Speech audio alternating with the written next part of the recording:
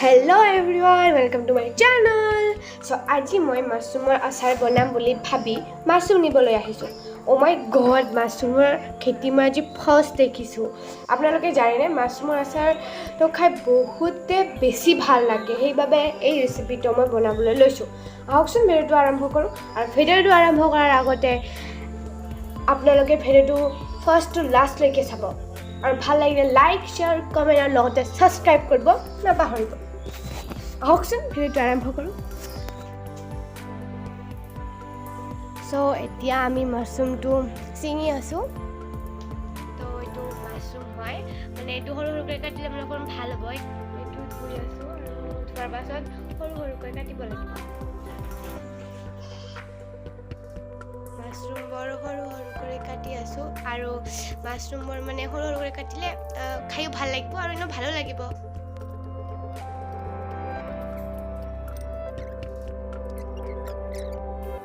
এইটো আমি মানে সৰু সৰুকৈ পিচ কৰিব লাগিছোঁ, কাটিব লাগিছোঁ।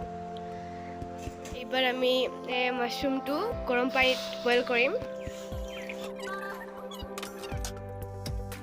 3 মিনিটমান আমি মানে গৰম হ'ব দিম।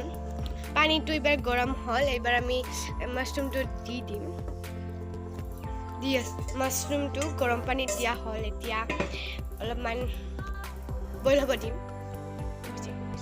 5-10 মিনিটমান এইবাৰ বইল হ'ব দিব লাগিব মাছৰুমটো। মাছৰুমটো উতলোৱা হৈ আছে। মাছৰুমটো মানে যিমানে উতলাব সিমানে মানে ভাল হৈ আহিব, মানে চফ্ট হৈ আহিব মাছৰুমটো। সেইকাৰণে বেছিকৈ উতলাব লাগে। এবাৰ নিমখ মানে দিব লাগিব। এনে মানে নিমখটো আচাৰত যিমানে দিব সিমানে খায়ো ভাল লাগিব, টেষ্টটো ভালেই লাগিব। মানে আমাৰ অলপমান মিষ্টেক হৈ গ'ল, এই নিমখটো অকণমান আগতে দিব লাগিছিলে, আমি এতিয়াই দিলোঁ। তাৰমানে হ'ব। আমি মানে মাছৰুম ফাৰ্ষ্ট খাম, মানে আচাৰটো মানে ফাৰ্ষ্ট বনায়ো আছোঁ আৰু খামো ফাৰ্ষ্টে। মাছৰুমৰ আচাৰটো খাই বহুতে ভাল লাগে, বহুত বেছিয়ে ভাল লাগে। শাক বনাই খালেও ভাল লাগে, যিহেতু মাছৰুমৰ টেষ্টটোৱে বহুত ভাল। আপোনালোকেও এবাৰ মানে বনাই খালে ভাল লাগিব। আৰু আপোনালোকে এবাৰ মাছৰুমৰ আচাৰটো বনাই খাই চাবচোন, বহুতে বেছি ভাল লাগে।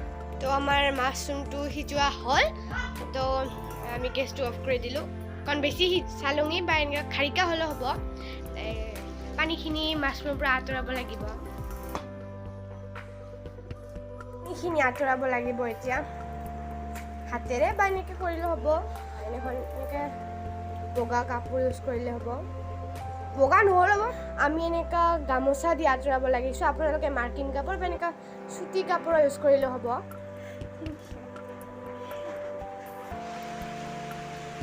এইটো আমি এবাৰ শুকালোঁ, মানে শুকোৱা হৈছে। কেৰাহীটো গৰম মানে হ'ব দিছোঁ। এইবাৰ আমি তেলটো দি দিম। আপোনালোকৰ ইচ্ছা, বেছিকৈ তেল খালে আপোনালোকে বেছিকৈ দিব পাৰে, আৰু আমি মানে ইমান তেল নাখাওঁ, সেইকাৰণে অলপমান তেল দিছোঁ। তথাপিও হ'ব। তেলটো গৰম হৈ আছে। আমাৰ ফালে কিন্তু বৰষুণ দি আছে হা, চ' অকণমান মোৰ চাউণ্ডটো অকণমান কম হ'ব পাৰে।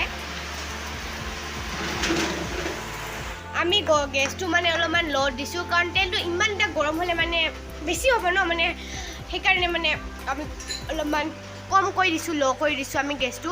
চাই থাকক। আমি এইবাৰ শুকান জলকীয়া 4টা দিম।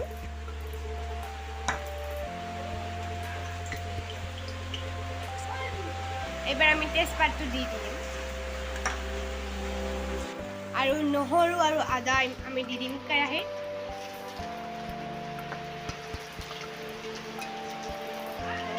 অলপমান আমি সিজিবলৈ দিছোঁ, কাৰণ নিসিজিলে খায়ো বেয়া লাগে, টেষ্টটো বেয়া হয়। কেৰাহীত মাছৰুমটো দি দিম, কাৰণ মাছৰুমটো ৰং গুড়াটো দি দিম, কাশ্মীৰী চিলি দিম। মানে ঝালাটো যিমানে দিম সিমানে খায়ো ভাল লাগিব। এবাৰ আমি সৰিয়হৰ গুড়া দি দিম আৰু ধনিয়াৰ গুড়া ধনিয়া পাউডাৰ আৰু পাঁচফোৰণৰ গুড়া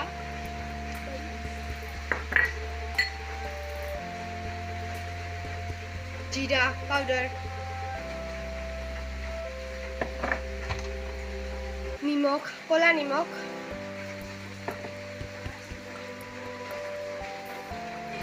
এইবাৰ আমি মাছৰুমৰ আচাৰটো লাৰি আছোঁ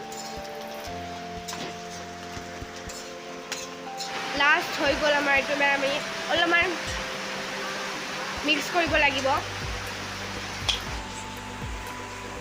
আমি আধা কাপমান ভিনেগাৰ দিম এবাৰ মই মানে গেছটো বন্ধ কৰি অকণমান ঠাণ্ডা হ'বলৈ দিম আমি তেজপাতটো অকণমান আঁতৰাই দিম কাৰণ ইমান ধুনীয়া লাগিছে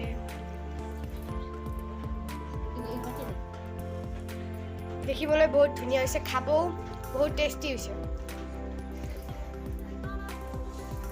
বহুত ধুনীয়া হৈছে আপোনালোকেও বনাই খাব বহুত টেষ্টি হৈছে খায়ো বহুত ধুনীয়া লাগিছে দেখিবলৈ ইমান ধুনীয়া লাগিছে মানে খাওঁ লাগে মানে আৰু আপোনালোকে বনাই চাব এবাৰ আৰু এইটোৱে হ'ল মাছৰুমৰ আচাৰ আপোনালোকে বনাই খাব আৰু ইয়াতে